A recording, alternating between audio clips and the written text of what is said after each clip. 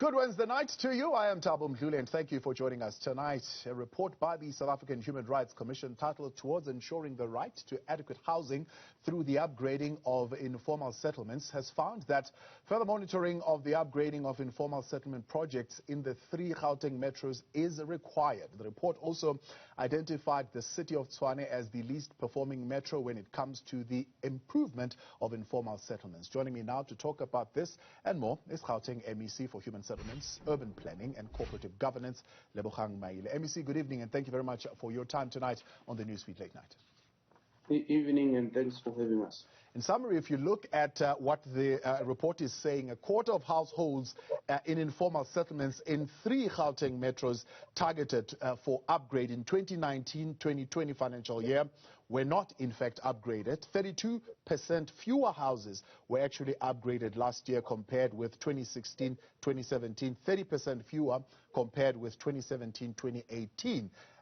Essentially, what is going wrong here as far as executing what the metros are committing to? Yeah, maybe let me preface my answer by saying that we issued a statement today basically saying we are studying the report and we will respond comprehensively because we will have to engage with the metros. That's why one of the things we will be doing is to convene a meeting urgently with the mayors of the metros. Having read the report and understood it, we should be able to then say what steps must be taken. And some of the data, we have it, the national government has it, but this is the report of the South African Human Rights Commission, and they are making certain recommendations. This is a Chapter 9 institution. So it's not just any other report. It has to be understood fully, including its legal implication and in terms of what must happen. It doesn't mean, though, that we don't understand the magnitude of the challenges that we face, because Gauteng and all its municipalities is affected by in-migration. Every year we receive nothing less than 300,000 people. If you look at the housing needs register, there's about 1 million people. And if you look at, well, I have started reading the report, by the way, and one of the things they say in the report, they start by explaining the successes of government and the numbers that at the national level we have built about 4.5 million and all that. But I don't want to deal with the report in bits and pieces. I am reading it, analyzing it properly, but we felt that we should acknowledge the report and the fact that we are going to do something about it. And one of the important things to do is to engage with the mayors and the municipalities that have been implicated in the report. Before the engagement, I mean, as far as the data that you have, Mayor, in terms of adequate housing, access to electricity and water and sanitation, what are your numbers revealing in Ekurhuleni, Johannesburg and Tshwane? Yeah, like I'm saying, from where I'm sitting with the global picture, and most of these numbers are sitting with Stats SA1, with the Department of Human Settlement nationally. They have a housing needs register which guides all of us. So through that housing needs register, there's about 1 million people who are in need of houses in our province.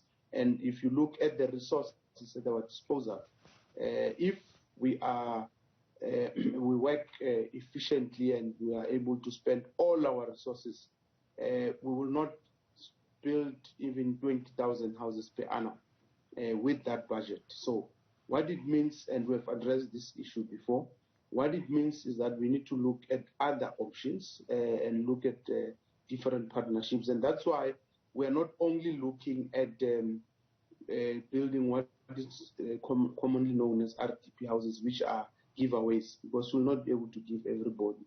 We're looking at social housing, we're looking at rental stock, we're looking at rapid land release program, giving people service stands and all that. And that report if you have read it, it also touches on that. But like I said, I'm still reading the report, and I've identified some of the issues that are coming out of it. But we thought it is important, before engaging with the municipalities, to read it and understand it, because otherwise there is no point discussing the report that we don't understand. Yeah. But, I mean, apart from the report itself, some of the things that are there are things that you are well aware of. For example, the fact that Ekurhuleni did not receive its 120 million rand grant because of non-performance. And these are issues that are not only now, these are issues that are historic, that have been there. And what, as the province, are you doing to address such issues, or issues like, for example, the City of Johannesburg has got an adjusted budget, but they did not adjust their budgets as far as the projects that they are planning to do. They're still looking at the previous budget, which we know has now been cut. So things like that are things that, even outside of this report, are things that you would be aware of, I presume. Look, dealing with budget issues, it's not easy from time to time. That's why you have at least two important phases in the budget period. Firstly, when you budget, and secondly, when you adjust the budgets, because we acknowledge the fact that there are a lot of competing priorities, and from time to time you might have to move budgets. But national government has got the responsibility as well to look at the spending patterns. For instance, in Gauteng Human Settlement last year, we were given an additional 100 million. In the previous years, we have lost a lot of money, because the national might have felt that let's move this money here so that we can be able to spend it in the next area where people are ready. So it's not a new thing. The most important thing is to make sure that the money does not go back to treasury, and money is not lost at any given time.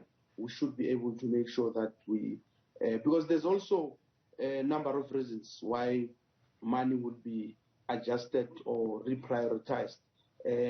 Sometimes it's because there is a real need, and therefore it will be redirected and all that. And as I'm saying, in this particular context, I would want to understand what were the reasons, what project, was it important, is it in line with our developmental imperatives? So there's a whole range of issues. I wouldn't want to, and I'm sure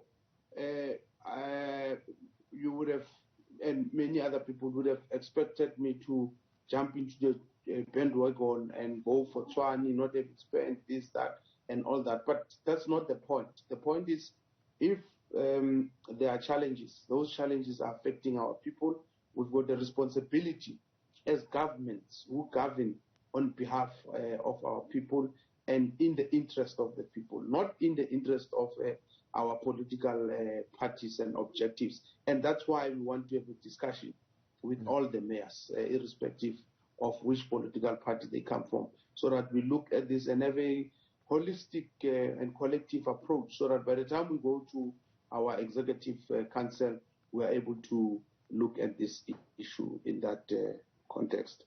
A decision that possibly comes out of this report that directly impacts you is the decision possibly of Tshwane, which you mentioned, which did not meet its upgrading requirements in this financial year. But, of course, the report also says historically they've not met that requirement. But in this particular financial year, the decision of placing Tshwane under administration could have been a contributing factor to them not meeting those requirements. And that is a decision, of course, that came from your office. Yeah, we don't want to belabor that issue. We are on record raising a whole range of issues, and the courts are also on record saying a whole range of issues related to Tshwane. But what is important is that the matter is still with the Constitutional Court, and the Constitutional Court will make a final determination. Because when you look at the High Court ruling, for instance, it says we should not dissolve. However, there is a basis to dissolve, but it's not sufficient and all that. So I don't want us to get into those technicalities. I think after the Concord ruling, we should be able to have an opportunity to have a discussion, because that Concord ruling is going to have a very serious implications for the legislative architecture of local government in our country, including how municipalities and provinces must relate. So it will be an interesting discussion to have once a determination has been made. All right, let's then go back to your statement. You're saying after considering this, you will meet with the mayors, but you're going to come up with a workable plan for consideration by the Gauteng's Executive Council. What exactly do you mean by that? Yeah, well, you can't have a plan without both the municipalities and the national government, because the grant in question is administered by municipalities directly, coming from national. We, however, have a responsibility in terms of the constitution to provide oversight and support to municipalities. So it is in that context that we will work with the municipalities like we continue doing on a whole range of issues. You'll remember last week we issued a report about the state of municipalities, and we view this as part of that ongoing report. That's why we are interested in the performance of any municipality, irrespective of the size. MEC, we appreciate your time and thank you very much for joining us tonight. The Gauteng MEC for Human Settlements, Urban Planning and Cooperative Governance, MEC Maile, with us tonight.